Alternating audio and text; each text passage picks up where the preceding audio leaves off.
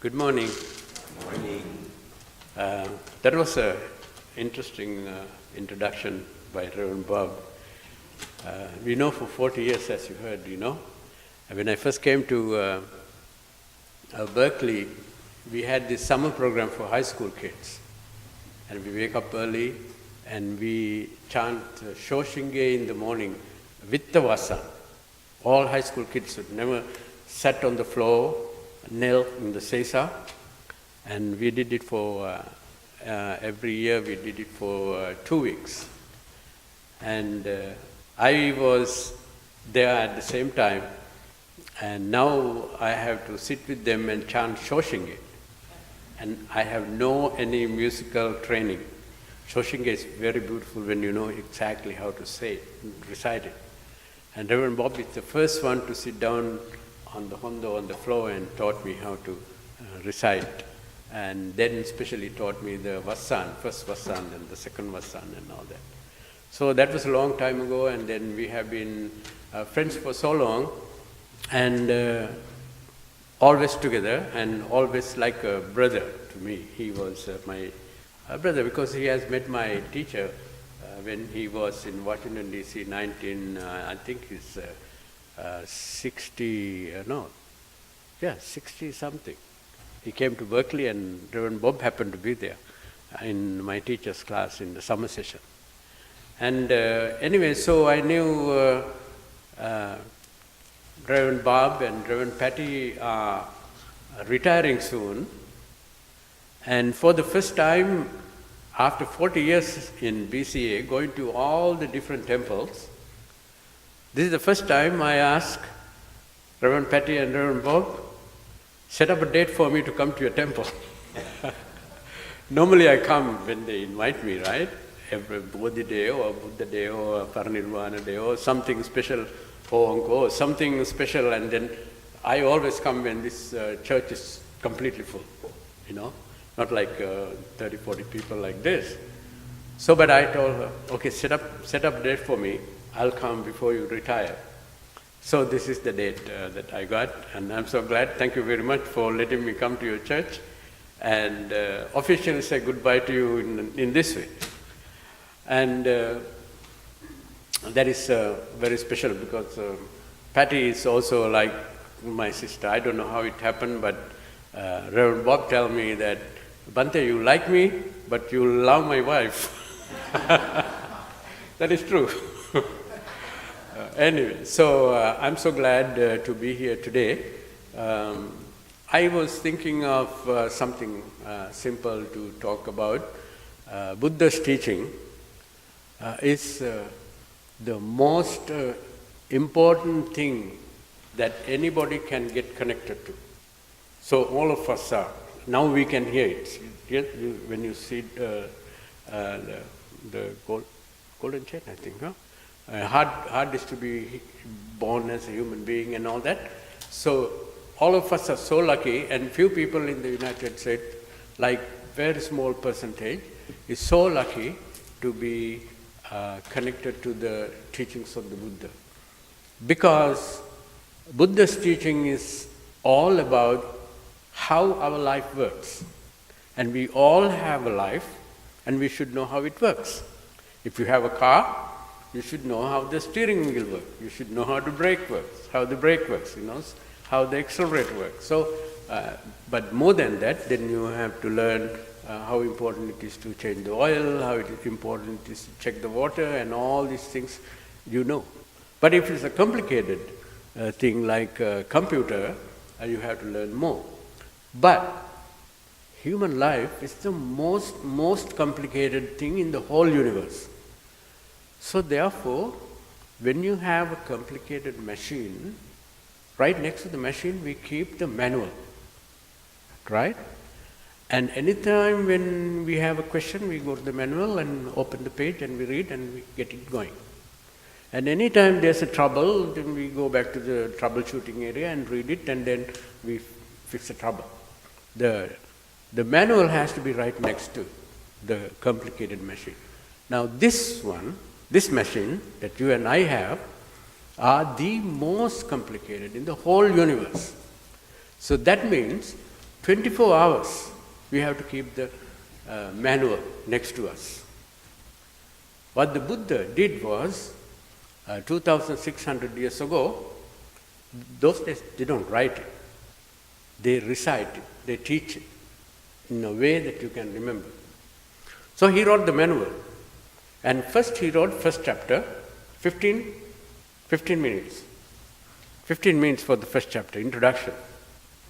And 45 years after that, he took to explain that first chapter, what he wrote in the first chapter. And so that is what the manual is all about, how the mind works, how the life works, how the relationship works, what happened to us did we have past life, did we have future lives, how our memory works, how our memory control our lives, and how do you take care of your memory and only retain the good memories and get rid of the bad memories, because memories control my life. And if the bad memories are there, a lot of bad memories are the ones that control my life, and I get into all kinds of trouble, right? So all of you should know, when I say memory, very famous word in Buddhism is karma. My karma is the one that controls my life, right? So all my memories, whatever you accumulated in your subconsciousness, you may not remember some of your memories, but the memories are there. So anyway, so that is how Buddhism is so important, because without knowing, without having the manual next to them, but having the complicated machine, they get into so many conflict and frustrations and fears in all over the world. Today, especially you can see it. All the time you can see it. In general, if there's no Dharma available for them, they are always confused, very confused, right? If you have at least a little Dharma knowledge, at least little exposure to Dharma, you have some idea of what your life is all about. Then your life you can maneuver in a little bit better way, right? So that is why it is so important that we are Buddhist. But you have to refer to the manual often. That is the important thing. Otherwise, we may not be able to get the best out of our system. I call this is a system. System has your computer system, like hardware and software, right? We also have hardware, that is the body, software, that's the mind. So exactly the same way, so this is a system. And the system works, whatever the data that you download into the computer, whatever the programs you download into the computer, you can effectively work in that particular area. If you have a Word, Microsoft Word or something, you can do a word processing article or something, simple.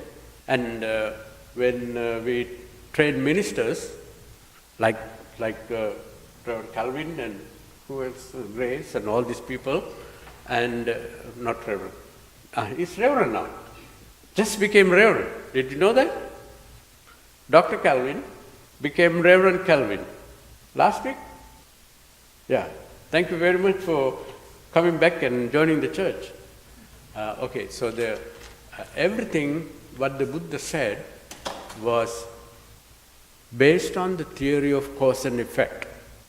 If there's this, you want to create the light in this room, and then you put the causes and conditions together, the wire you need, the bulb you need, the electricity you need, you put together correctly, and then you get the light.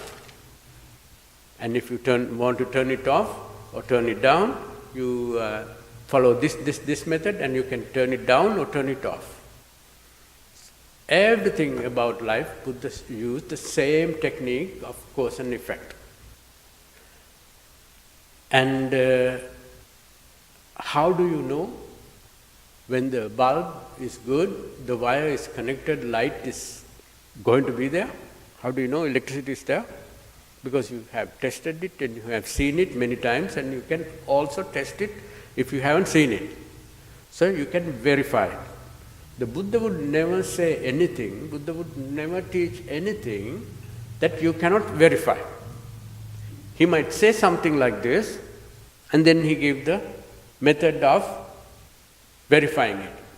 He say, there will be a life after death if you don't take care of yourself completely. For example, if you go to Pure Land, you don't have a continuous life. You go to Pure Land, you are done, finish. And from there you learn something better and go out and don't have to suffer in the Saha world. You don't come back to the Saha world like this, because this is Saha world. All kinds of problems. We all have problems because we don't have knowledge of Dharma. But once you go to the Pure Land, you constantly hear the Dharma directly from the Amita Buddha himself. That is very lucky thing to happen, right? So that's what happened. But that's not the main point today. Today, what you have to do is everything that the Buddha taught is not something to believe, always something to test and verify and know for yourself. Once you know it, it is not what the Buddha said, it is what I know.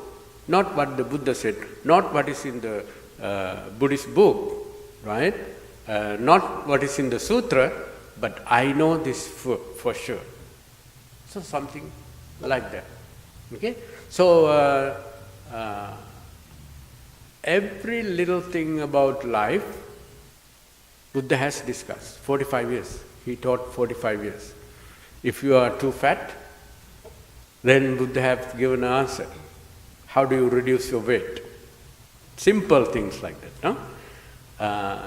If you are depressed, why you are depressed, how do you fix it? Simple thing. And all the little things that you need to know as a human being is taught. Sometimes it is secular, sometimes it's above secular, little more spiritual. That means spiritual means related to mental health. That's all what it means. No? I'm not a religious person, I'm a spiritual person, you said, right? That means I'm into healthy mind. So Buddhism is never a religion, has never been a religion, because it's all about health of the mind and health of the life. So there's no life without mind. So we are living together with other people. I give an example about cause and effect, how Buddha said every little thing, all the way going to Pure Land, past Pure Land, go to Nirvana, all these things step by step. These are the things you need. You put this and this and this together, and this will be the effect. You will be in Pure Land. You need to generate the confidence in the Buddha. How do you generate the confidence in the Buddha? You have to generate the confidence in the Dharma. There's no separation. Buddha and Dharma is the same thing. Huh? You have to generate the confidence in the Dharma. When you have the confidence in the Dharma, that is called Shinjin. When you have Shinjin, you don't come back and mess with all this regular life. You go to a better place and learn more teachings directly from the Buddha. That's the Pure Land. So you generate the confidence in the Dharma, and you go to the Pure Land, you make the path, and you get there and learn from there and get out. So if you want to attain Nirvana, means be free from suffering completely, this is the method. So one time Buddha said, if you want to have a good family life, husband and wife and children, you have to create certain things, and then definitely that family is going to be a healthy, normal, happy, good family. What are the things that you need? Number one, if you want to have a good family life, in that family you have to practice sharing. Father or mother, whoever makes money, and don't keep it for themselves, share in the family. Children get comfortable clothing, good schools, and all these things. That what you do, sharing. So practice of sharing information. When husband learns something, you share it with the wife. When the wife learns something, you share it with them. Sharing of life, sharing of expertise. Wife's car is stalled a little bit, and then if the husband knows how to open the hood or pull it to the garage or fix it and bring it back to the wife, and that is sharing of expertise, sharing of time. And the people, like little children want to help, want to get some help for homework, and you, mom or dad help, or brother or sister would help, and that is sharing also, right? This is a practice of sharing. If this sharing is operating, happening in the family, that family should be very strong. But that's not all. You are a sharing family, very loving family. This loving and sharing is basically the same thing I will tell you later. And then next important thing is that you have to communicate pleasantly, nicely.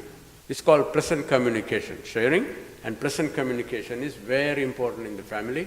You try never to raise your voice against your husband, against your child, against your wife. No. Always say the nice thing, the right thing. Don't say anything that hurts the other person. That is not pleasant communication. You may not happy with what she did or he did, and you don't want to stab with a harsh word that person. No, you don't do it. You always, because you are loving your husband, you are loving your wife. Since you love your wife, you don't do that kind of thing. So pleasant communication is so important. That's the second ingredient that you need for a happy and healthy and strong family life. And mutual respect. Mutual respect is so important. No matter what, you never disregard your husband or your wife or your child. Your child may be 5 years old, you may be well experienced in life, but you don't put down your child who is 5, 10 years old because you know better than the child. No. So always respect mutually. Wife respect the husband, husband respect the wife, and children respect the parents, parents respect the children. If a family is operating like this, you never fall apart. A wife and husband, there's no way about thinking of a divorce. It doesn't happen. Doesn't happen. Okay? So then I said the third ingredient. Now I'm going to say the fourth ingredient is cooperation. Cooperation is a whole pile of dishes after the Friday evening party with your friends and family, and the wife is just washing and trying to fill up the dishwasher or even manually wash it, and husband should be there, children should be there to help according to their ability, and mutual cooperation. So always help each other. The children help the parents, parents help the children. You have to teach the children. Father lawn the mower, mow the lawn every week, and now the boy is getting 14, 15, and that's the father's job to get him involved. The 14, 16, 15 years old boy, get him involved with the mowing of the lawn, so the young guy gradually learn how to help daddy to clean up the yard. Things like that, that's the parents' job. Parents are teachers, Parents are teachers, and you always have to get them. Go help mommy. You help mommy to get the groceries out of the car and bring it to the kitchen. You have to, father has to tell the kids, boys, they always want to do this. But you say, no, go to the car and bring the grocery. Help the mom to bring the grocery in. Yeah, otherwise, they may never do it. So, doing the laundry, you have to teach them how to help. That's cooperation, no? So if these four things are in any family, that family unit is a very strong unit, and that's a good Buddhist unit, because Buddhists use techniques of this and techniques of that. How do you have a good family life? These are the causes and conditions that you create to have a good family life, and then you will have a good family life. So, if any one is missing, any one of the four is missing, then the family, the stability is a little wobbly, moving. It's shaking. And then this two is missing, is very shaking.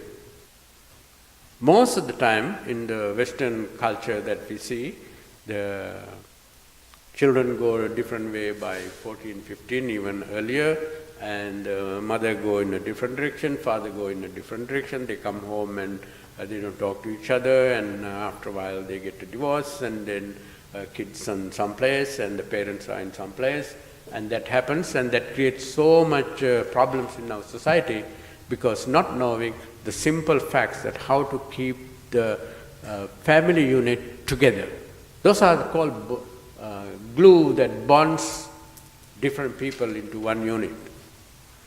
This family unit is a big corporation, like Toyota is a big corporation, IBM is a big corporation. That's a unit. So, if they want to be successful company, they have to have these four. The big executives get the profit, and all the simple employees just get a little salary. No. You have to share the profit with the employees and workers.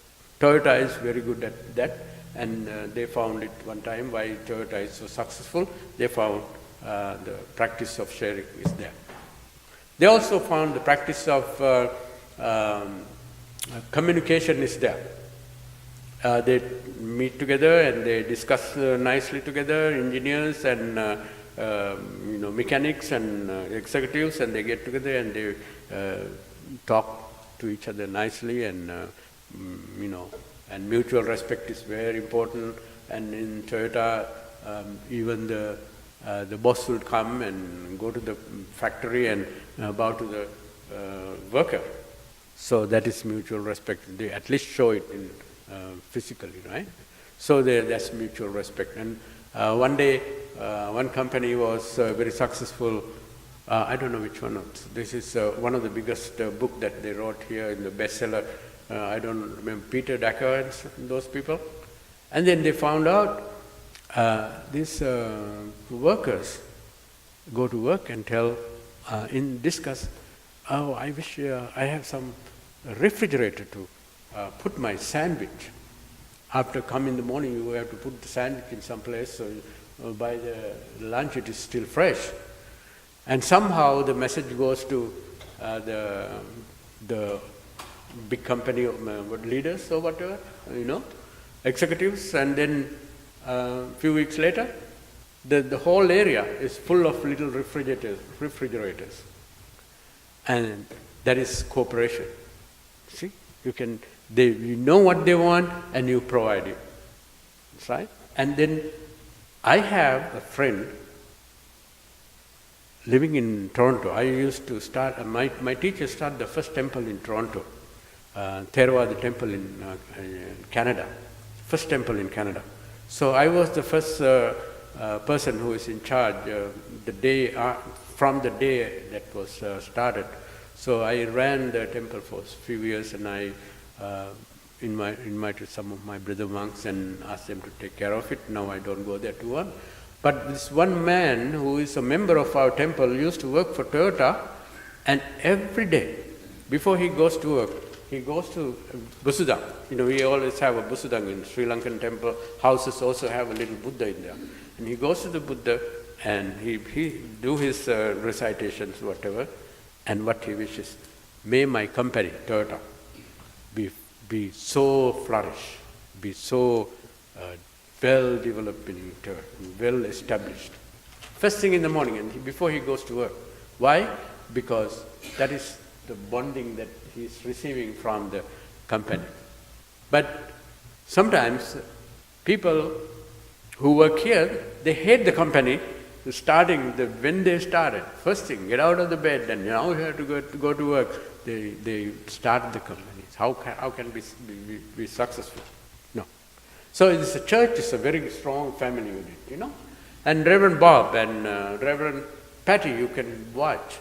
You have all these four, and they're not going to break up this time. This time, huh? You know what I mean.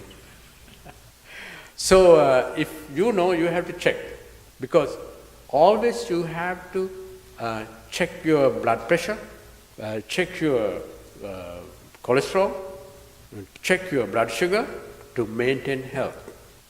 That is called right mindfulness. Very famous word in Buddhism. Right mindfulness is basically used as a meditation technique today in America. But right mindfulness means constantly checking the health of your family, health of your personal, health of your relationship, health of your relationship between your children and yourself, and you have to constantly check it, because that is part of the manual that Buddha gave us. So check constantly. Use mindfulness and monitor how you are doing. Are you too harsh to your wife? Am I disregarding the needs of my wife or my husband? And am I neglecting certain things that I am supposed to do for my family? You have to check yourself. And once you check, and then you, correct it. You check and you see something, you correct it. Just like you correct your path. You go in the wrong direction, and we go to the other lane without thinking. Maybe you are checking your radio and you are going to the other lane, but you have to correct it quickly, right? So it happened to us because of certain things. When we are busy, we neglect certain things. Our family and our children, we happen to neglect. It's a common thing. But immediately you check yourself, you monitor yourself. Oh, no, I'm not doing it right. I'm spending too much time for my work. It's not good. I bring my work home and I neglect my family and children and my husband, and I don't think it's a good thing. I want to spend some time, meaningful time, rich time together with my family. Don't bring the work from home. So you think for yourself and you fix it. And you discuss with your boss or whoever superior, and you said, no, I don't want to take work and work at 9 o'clock and 10 o'clock in the evening. No, I want to spend my quality time with my friends and family. So you have to say that. Okay? So this is using the knowledge of cause and effect. The more you read the teachings of the Buddha, all what you learn is not Buddhism. You are learning about yourself. The more you read the Dharma, more you hear the Dharma, more you discuss the Dharma. Very important, all these things. Shinran Shonin has mentioned about hearing the Dharma and discussing the Dharma, and Shinran Shonin has talked extensively about how important it is. That is very important. Anyway, so being a Buddhist is learning the Dharma and putting it to practice. That is why you come this Sunday, and the next Sunday also come back again to remind yourself, this is what I am. I am not just another person. I am a person who is working on my mental health, my family health, my social health, health of my environment, health of my society, my group. So the temple is a family, your family is a family, any business is a family, any couple, husband and wife is a unit, it's all units. If there are more than one person, there's a unit. So these are the four things that basically you need. According to the Shakyamuni Buddha's teaching, he said, you will never fall apart if you practice these four. You try and see for yourself, don't take my word for it.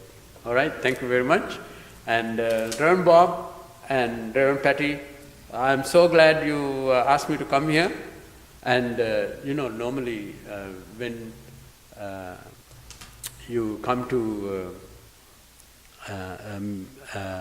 temple, if the ministers are your friends, your close friends, the speaker is very comfortable at the temple.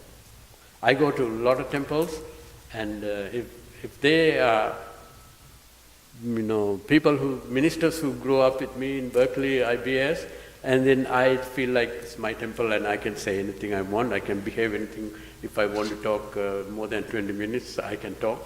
Because I know the Reverend is my good friend. So it's always good to come to a temple where your friends are the ministers. Huh? And thank you very much for giving me the opportunity to come here before you retire. And I don't want you to retire, but I decided that when Reverend Bob started reciting Golden Chain instead of Three Treasures, I knew, okay, this is time. Fine, go. Rimban,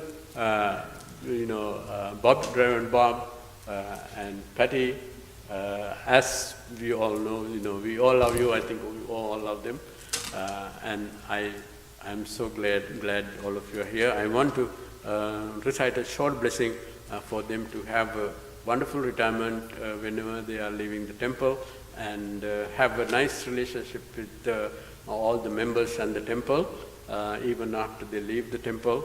And this is the short blessing for all of you. Huh?